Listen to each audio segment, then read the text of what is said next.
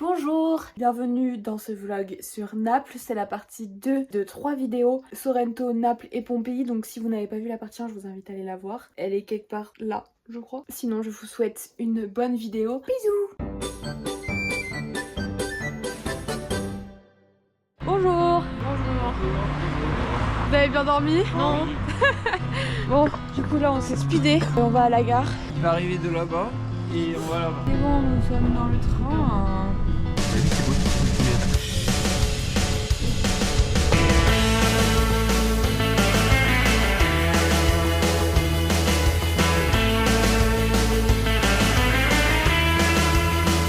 Ok, petite pause café dans un café qui venait juste d'ouvrir. Et là, on fonce au musée archéologique. On n'aura que 10 minutes pour boire notre petit café.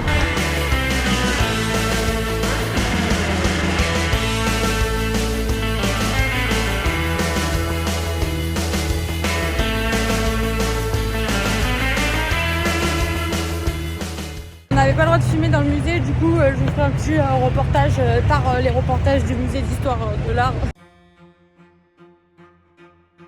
Au cœur de Naples, entre le tumulte des rues vivantes et l'écho des Vespas, se dresse un titan de pierre et d'histoire, le Museo Archeologico Nazionale di Napoli, l'un des plus prestigieux musées archéologiques du monde.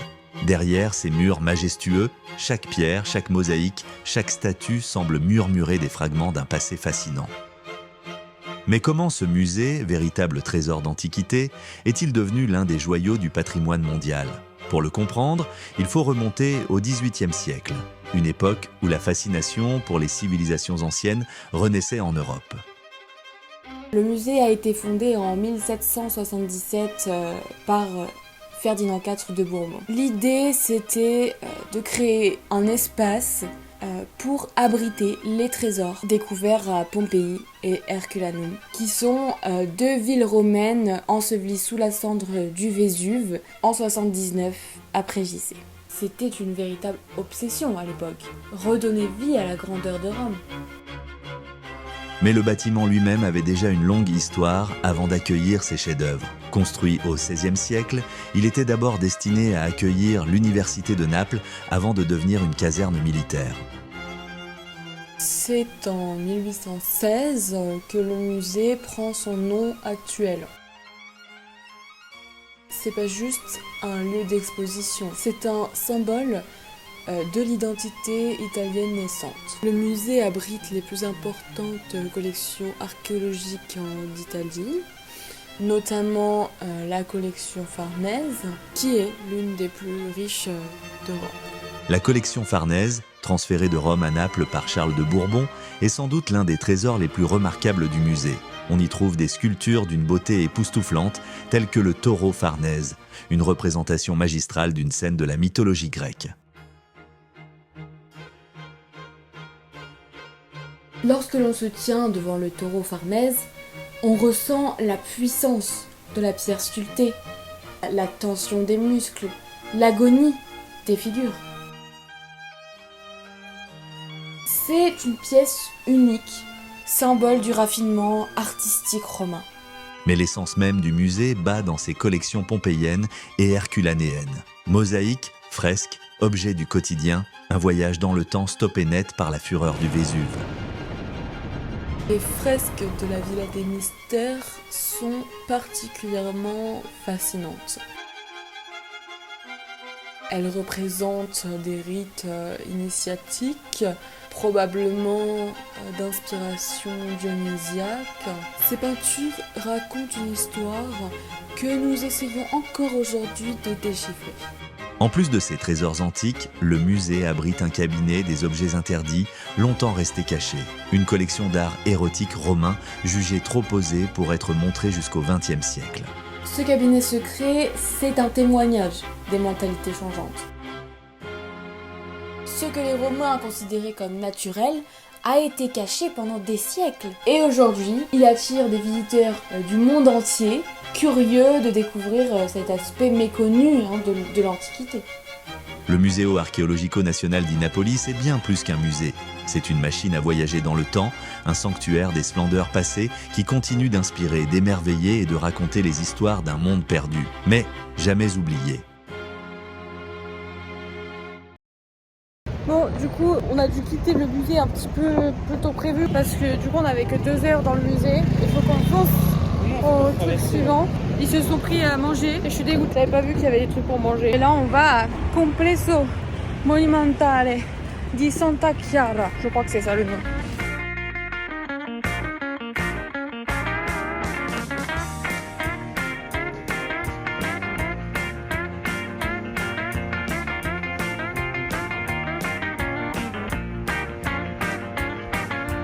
En fait, c'était juste une église à visiter. Moi, j'avais compté le musée, du coup, j'avais prévu 40 minutes. Mais en fait, pas du tout. C'est beaucoup moins. Donc là, du coup, on va se rendre au prochain point. Et sur la route, on va essayer de se trouver un truc avec Tristan. Parce que du coup, eux, ils se sont fait un truc, mais du coup, nous, non. Je sais pas ce qu'ils ont avec les croissants au citron. Mais les croissants sont toujours au citron. Même quand il y a du chocolat dedans. Du coup, ça fait un mélange un peu chelou.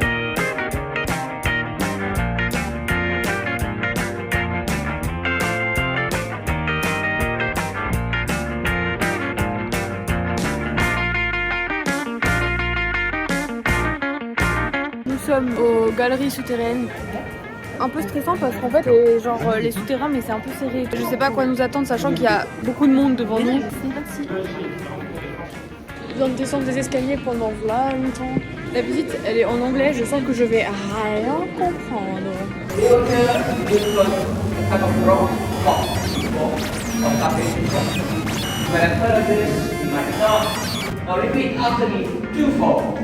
Too far. Too far. What is too far?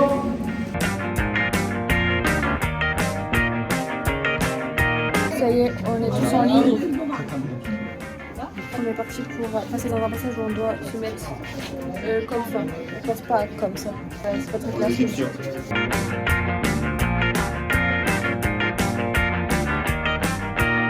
Oh my god, regardez Van comme il galère. Je suis mort, t'es de la bonne taille toi. Oui. Moi je m'oublie absolument pas, je pense que moi je fais 1m65. Ah, Tristan s'est connu.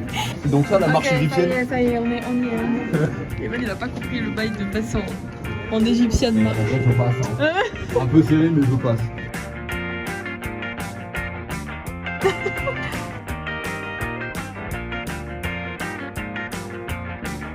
Non, c'est mignon. C'est un peu joli. Bravo. Watch your steps. Watch your steps.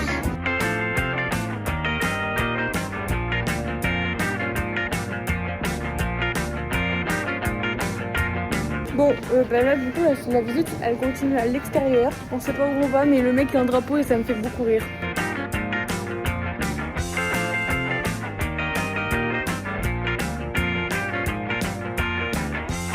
On a été dans une maison et il y avait un passage secret et du coup on est descendu dans le passage secret.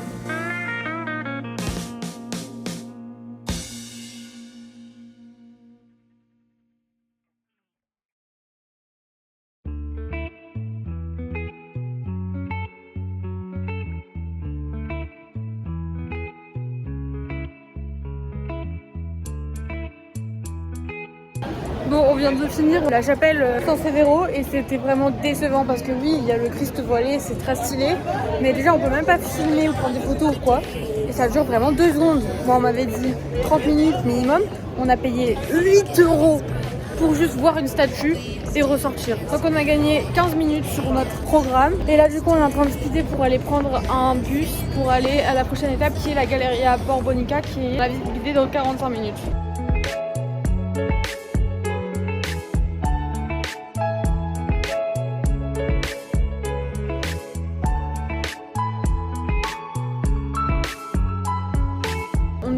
Dans la Galleria Borbonica et la galère. Ah oui, on s'est arrêté pour prendre à boire et à manger des M&M's.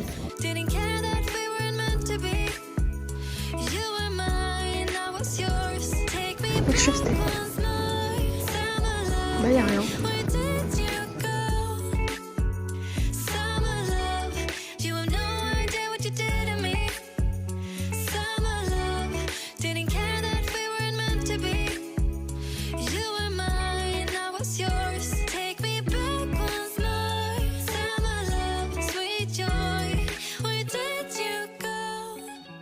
On vient de sortir de la visite de la Galleria Borbonica, mais quel banger, c'était trop bien. La meuf elle expliquait super bien et c'était très stylé, genre on voyait des trucs qui n'avaient jamais été touchés depuis qu'ils l'ont retrouvé. Donc genre des voitures ou alors comme c'était un endroit où les gens allaient se réfugier, il y avait des jouets pour enfants, genre des poussettes en métal. Là on marche, on a 15 minutes de route jusqu'au Teatro San Carlo, qui est une visite guidée en français, du coup j'ai hâte de voir ce que ça peut donner. Et on va essayer de se trouver un petit goûter sur la route parce que c'est bien mérité.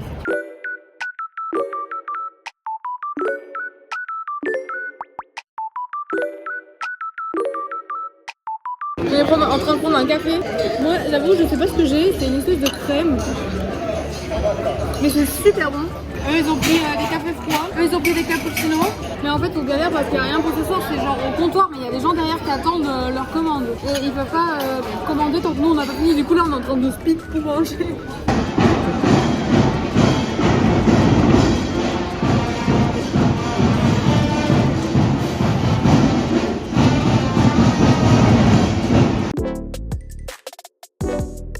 On est au Teatro San Carlo. Nous avons les billets.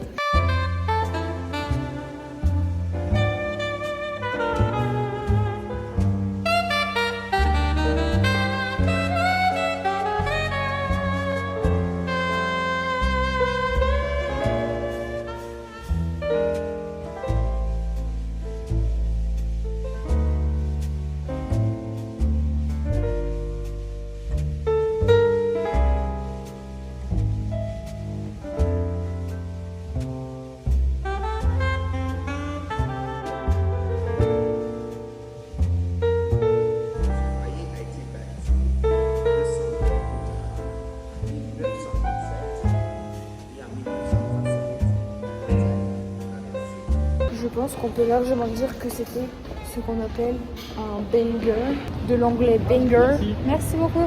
Parce que la visite était en français, je le répète, c'était trop bien et il était super beau. Donc la prochaine étape, ce truc.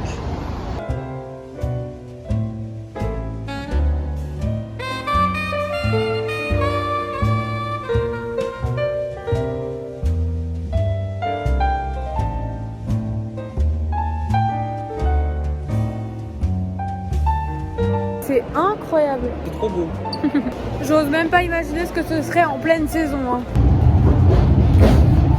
On est dans le funiculaire, sauf que en gros nos billets, ils sont sur une application, nos billets de train et tout, et ils voulaient pas se charger. C'était insupportable. J'étais là, je réfléchissais, ça voulait pas. On s'est embrouillé avec le mec de la gare. C'è un problème. Alors en fait, on avait plus de batterie. On était censé aller au château de San Telmo. Et il était fermé parce qu'on est arrivé 2 minutes trop tard. Du coup, on est rentré à Pompéi et on s'est dit on va manger au McDo. Or, le McDo dans le centre de Pompéi, il était blindé de boucs de 15 piges. Du coup, on s'est dit on va aller un peu plus loin dans un grand McDo. Il est blindé de boucs de 12 ans. Mais encore plus. Du coup, on a réussi à avoir une table quand même. Et encore c'était chaud, à la base on avait cette petite table, on a dû échanger de table pour avoir la grande. Et là on doit partir en 2 groupes pour pas lâcher la table. Et il y a une fête foraine à côté. Voilà, petite info.